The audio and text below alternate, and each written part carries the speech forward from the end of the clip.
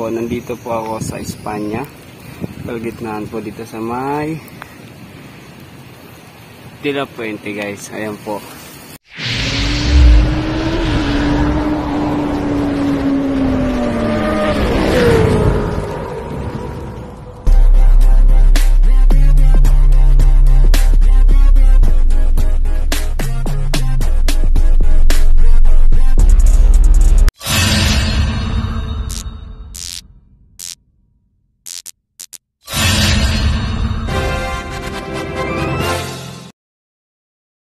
Siyempre, sinundo ko si Bornick.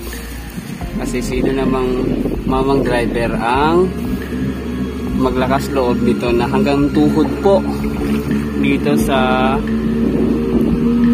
De La Fuente. Ay, marami pong natirikan. Siyempre, yung NMAX ko ay hindi po na tumitirik to. Ayan. Siyempre, yan po si Bornick. Ayun. Ano, kaya pa? Oh. Ayan po. Hanggang tuhod po ang baha dito. Ayan. So, ayan po guys. Ano, kaya pa? Siyempre, hindi magkakatagal yan. Ayan. Ayan. Badyak kuya. Kasi kami ni Bornick, maglalakad kami. So, dun sa Vicente Cruz, medyo mababaw na dun. Ayan.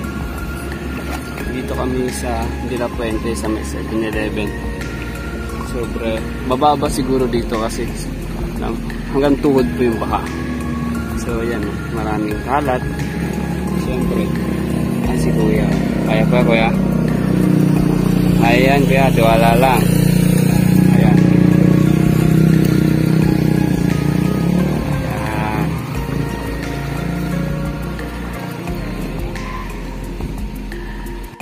So what's up guys, for today's video again, ayan po, nandito na din po tayo sa Dangwa. Siyempre po guys, baha pa din. Ayan po, yung mga bulak-bulak nila ay lumilitang na din.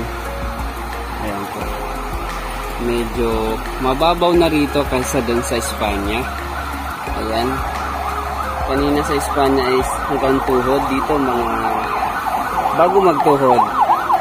Ayan guys, ito yung mga bulak-bulak. At syempre, meron pa rin konti-konting bumibili dito guys. Ayan. Ito.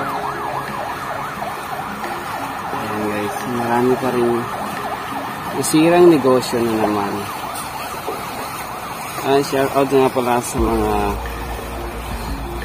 mga solid supporter ko dyan. Thank you po sa nag-support sa akin. At yun po guys, so kawawa, may bulak-bulak.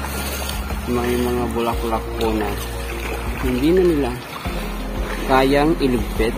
Ayan po, inabot na po ng tubig. Ewan ko kung bulaklak ba yung dahon, pero I'm sure na parang bulaklak din. At yun po yung kabila. Ayan. Ayan po. At marami din. Pero wag po kayo mag-alala guys, naka-plastic na mo yung paa ko, kahit nakalublog po. Safety first siyempre guys. Ayan po. Ayan po sila guys. Ayan po. Yung mga may nalugi na naman na negosyo. Dahil walang bumibili. Dahil sa bagyong paing. Ayan po. Ayan. Yung court, naging swimming pool. At syempre guys, I'm sure na sa SM malalim yun. Ayan, si Bornick. Ayan.